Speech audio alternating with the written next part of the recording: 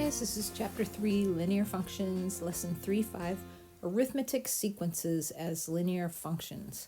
So you can follow along with me in your textbook. It starts on page 189, and there are some vocabulary words that we need to define.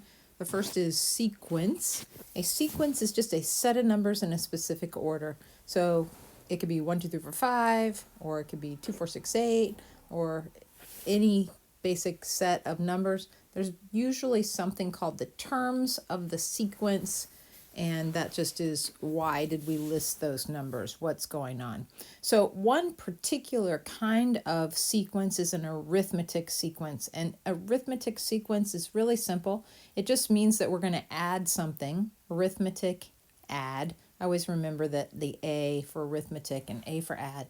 We're going to add something, or it can be subtract something or add a negative number, but it's basically adding and subtracting that gets us to the next number. So the difference between the numbers is constant, meaning you add or subtract the same constant number to get to the next number. The word common difference refers to that number that we're going to add to get to the next number. So we call that D. It's just the variable that we use for the common difference, and it's just the number that we add. So maybe I have 1 plus 2 is 3, plus 2 is 5, plus 2 is 7, plus 2 is 9, plus 2 is 11. Notice that plus 2 is the constant difference, and we would call that D equals 2. The key concept here is we're talking about the nth term of an arithmetic sequence. That just means we're going to try to figure out maybe the 100th term or the 200th term or the first term or the second term.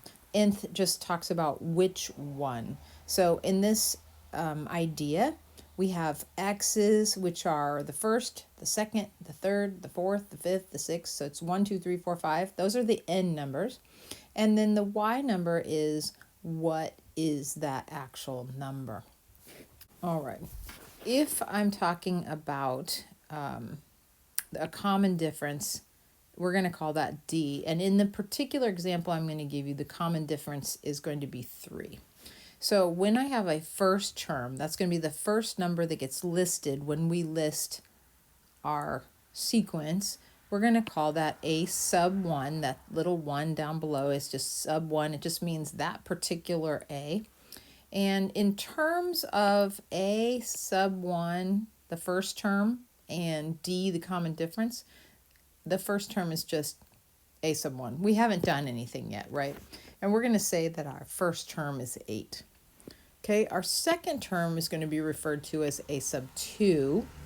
And if we want to talk about a sub 2, what has happened is we took a sub 1 and we added something to it. We added D to it. So if you look over here at our example, we have 8 plus 1 times 3, and the reason we say 1 times 3 is because we've only done this adding thing one time. So we did basically 8 plus 3 is 11. So 11 is going to be our next term. 8 is our first term from a sub 1, and then 11 is going to be our a sub 2. 8 plus 3 makes 11. And we're going to plus 3, plus 3, plus 3, plus 3, plus 3 to keep getting each new number in our arithmetic sequence. So the third term, which we will indicate by saying a sub 3, is going to be a sub 1 plus 2 times D, which just means that we added 3, in this case, 2 times. So we went 8, and we went plus 3, plus 3. So we could call that 2 times 3, or 8 plus 6 is 14. So 14 is going to be my third term.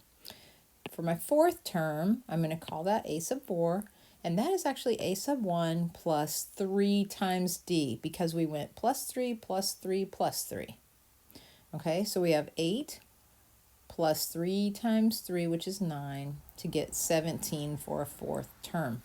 So literally, I could just start listing these. We have 8, 11, 14, 17, And we know we're going to go plus 3, plus 3, plus 3, plus 3, etc. Okay, but that gets a little complicated. If I want to say find out what the 1,000th term is, I'm going to spend a long time going plus 3. So what we can do is we can write a formula for the nth term, which just means any term you want to find out. We call that a sub n, and the formula goes like this: a sub 1 plus n minus 1 times d. Look what had happened up here. Notice that for the first term, we didn't have to do anything. For the second term, we only had to add it one time. It was the second term, 2, right? But we only had to add one time. So we're going to write this as n minus 1. So let's say we want to find the second term. We're going to do 2 minus 1, which is 1. And then look up here. We only did 1 times d for that. So we're doing a sub 1 plus n minus 1 times the d, whatever the d is, and that will get us our nth term. In this case, we have 8 plus n minus 1 times 3. We can plug in any n we want. I could say 100. So I would do 8 plus 100 minus 1 is 99 times 3. And if I do 99 times 3 and add 8, I'm going to get that 100th term. N refers to the number of the term. I talked about that. And so meaning n equals 1 is the first term, n equals 2 the second term, and etc. N equals whatever one I need, okay? So just depends on what you're looking for. Okay, arithmetic sequences are linear functions, which is why we're talking about them all of a sudden.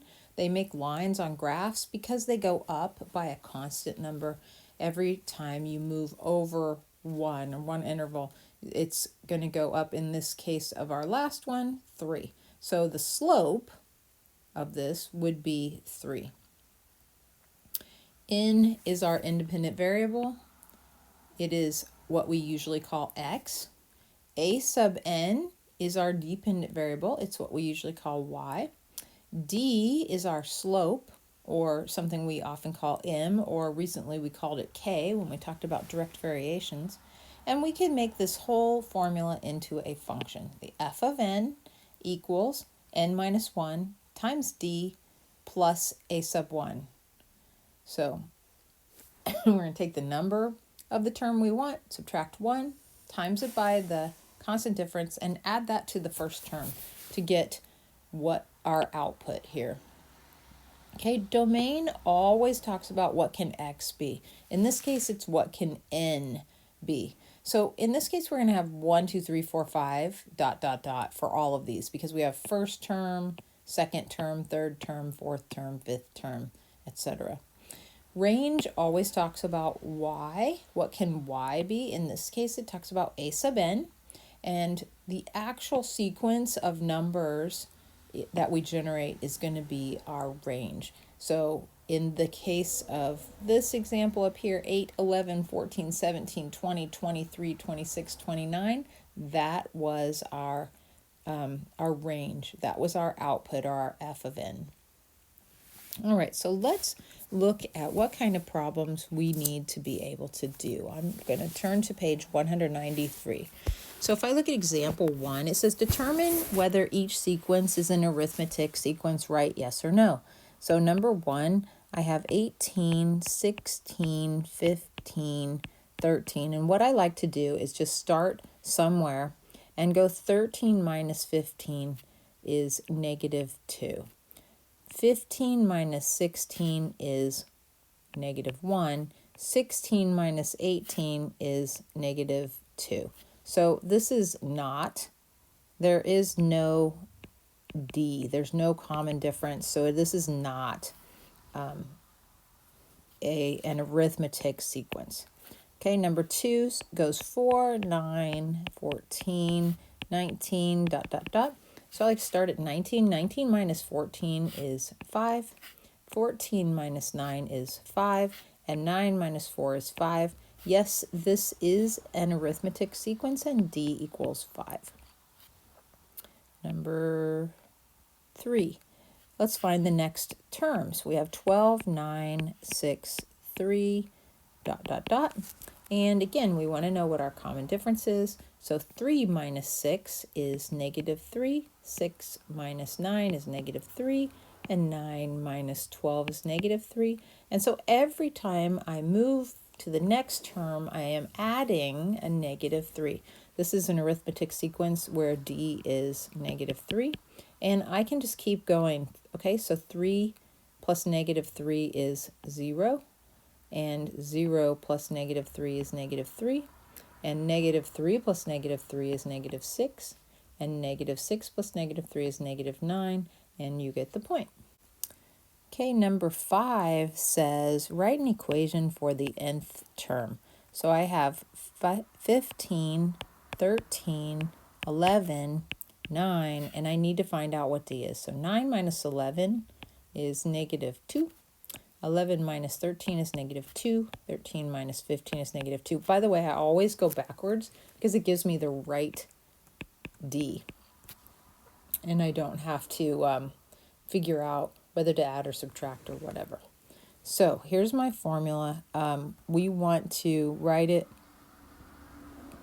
like, what will A sub n be? A sub n always equals A sub 1 plus n minus 1 times D.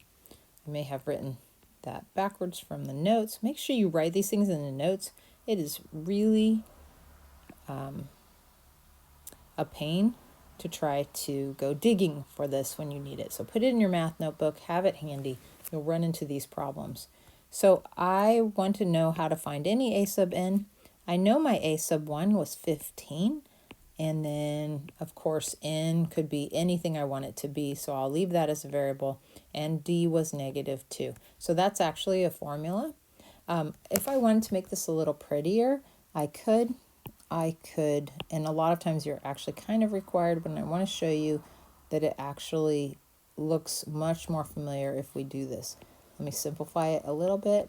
I have negative 2n plus 2, that's negative times negative. And then I'm going to combine things a little bit. I have 17 plus negative 2n. So that would make a pretty nice little formula there. Negative 2n plus 17. That's actually in slope-intercept form, which we haven't spent much time talking about yet, but we will. The slope of this line is negative 2, and the y-intercept where it starts is at 17. It is not a direct variation. It actually has a starting place, doesn't cross at the origin, but it does go up at a constant. It actually goes down at a constant rate, right? So this negative slope, this line is going to look something like that. All right, let's go to number 6, and we'll do one more of these. We have negative 1, negative 0.5, 0, and 0.5. So I'm going to do this. 0.5 minus 0 is 0.5. 0 minus negative 0.5 is 0.5. And negative 0.5 minus a negative 1 is 0.5. Whoops. That was weird. And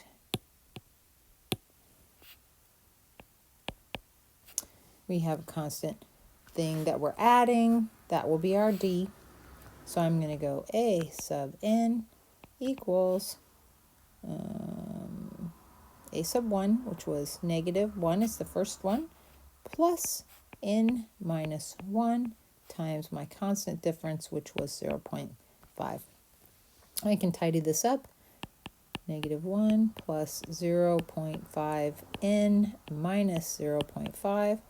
This and this can combine, so A sub n equals a negative 1.5 plus 0.5 n, or you could say 0.5 n minus 1.5, and that will give you an equation.